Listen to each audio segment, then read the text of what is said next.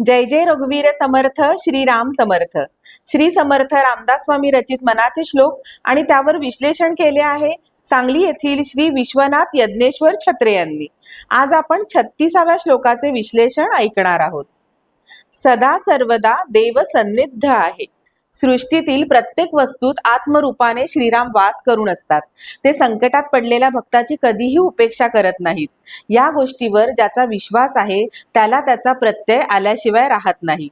यावर शिक्कामोर्तब करताना समर्थ पुढील श्लोकात म्हणतात, सदा सर्वदा देव सन्निध आहे. कृपाळूपणे अल्पधारिष्ट पाहे. सुखानंद आनंद कैवल्यदानी. नुपेक्षी कदा रामदासाभिमानी. जय जय रघुवीर समर्थ. देव कायम आपल्या हृदयात वास करून आहे ही गोष्ट तर खरीच, पण म्हणून देवाने आपल्याला सर्व काही आयतेच आणून द्यावे अशी जर कुणी कल्पना केली तर मात्र त्याचा भ्रम निराश होईल. जर देव असे सर्वांना हवे ते आयतेच देऊ लागला तर सर्वजण आळशी होतील. असेल माझा हरी तर देईल खाटल्यावरी असे म्हणून काहीही उद्योग न करता आळसात दिवस घालवतील आणि हवे असलेले देवाने दिले नाही म्हणून त्यालाच दोष देतील. श्रीरामांना सर्वांनी काहीही काम न करता आळसात दिवस घालवावा असे मुळीच वाटत नाही. माणसाने हवे ते मिळवण्यासाठी थोडेसे धाडस करावे.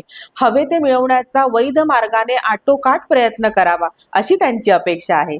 भक्तांचे कळकळीचे प्रयत्न पाहून ते त्याच्यावर प्रसन्न होऊन कुणाच्या ना कुणाच्या रूपाने त्याला मदत करतात. आपल्याप्रमाणेच आपल्या भक्तानेही आनंदात राहावे अशी त्यांची इच्छा असते. ते स्वतः सुखानंद असून भक्ताला कैवल्य प्राप्त करून देतात. ही अवस्था प्राप्त झाली की भक्त आहे त्या परिस्थितीत समाधानी राहतो.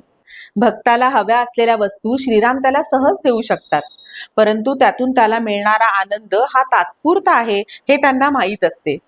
त्यामुळे त्याच्याकडे ज्या गोष्टी असणे आवश्यक आहे त्या वस्तू ते त्याला आवर्जून पुरवतात. पण जर आवश्यक नसलेल्या वस्तूही त्याला त्यांनी पुरवल्या तर त्या त्याच्या परमार्थाला मारक ठरतात. म्हणून त्याला वस्तू पुरवताना ते कायम सतर्क असतात. सतर्क राहण्यामध्ये काहीही अनिष्ट होऊ नये म्हणून घेतलेली दक्षता होय. सतर्कता बाळगणे हे आपल्या दासाचे एक प्रकारचे रक्षण करण्यासारखे आहे हे श्रीरामांना माहीत असते. अवतार काळात त्यांनी जशी वाटचाल केली तशी वाटचाल करू इच्छिणारा त्यांचा दास चुकून कधी आड मार्गाला लागला तर दासाभिमानी श्रीराम त्याची उपेक्षा न करता तो सन्मार्गाला लागेल अशी दक्षता घेतात. जय जय रघुवीर समर्थ.